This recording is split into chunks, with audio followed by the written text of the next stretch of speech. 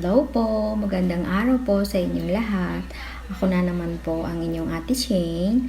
At gagawa po tayo ulit ng chapter ng ating live here po sa ating YouTube.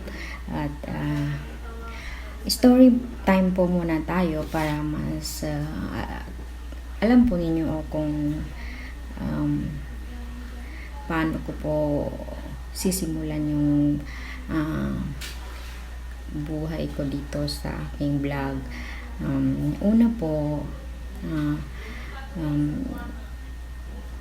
kakauwi ko lang po, galing po ng Qatar. As in, hindi naman po as in kahapon lang.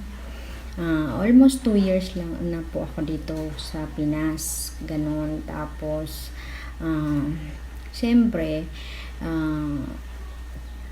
isang OFW po ako, tapos finish contract po ako sa Qatar.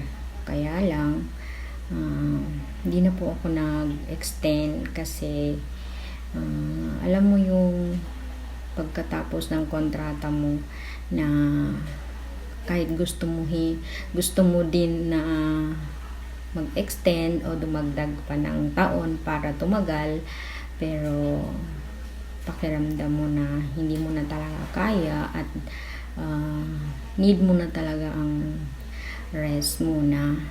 Kaya yun, umuwi ako ng Pinas. Tapos of course kasi namimiss ko na rin yung pamilya ko, kaya ngayon andito na ako sa Pinas. Kaya almost 2 years na ako, kaya nga naiisip na rin na bumalik ulit kasi alam mo yung pag-uwi mo, feeling mo wala ka ng problema, feeling mo success na in life, pero hindi naman pala ganun kasi totoo pala yung mga kasabihan na habang may buhay, andyan talaga yung problema. Kaya naisipan ko talagang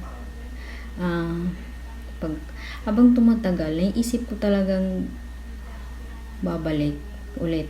Kasi nga, yun, maraming problemang dumarating na hindi mo talaga kayang solusyonan na andito lang tayo sa Pinas. Kasi nga, iba talaga yung andun ka sa ibang bansa kasi nakaka-earn ka ng mas nakaka-resolve ng problema natin, lalo na sa financial. Kaya mahirap pero lakas ng loob lang. Ayun, at yun po ang ating story time. At sana po nagustuhan po ninyo. At kung sino man po yung relate po sa mga ganyang istorya, pero alam ko naman po na maraming mga nakaka-experience din ng ganyan na talagang lahat po may problema sa buhay. Kaya alam ko, naiintindihan po nating lahat yun. Kaya po tayo ganun, maraming naiisip na solusyon kahit na mahirap, malayo sa pamilya.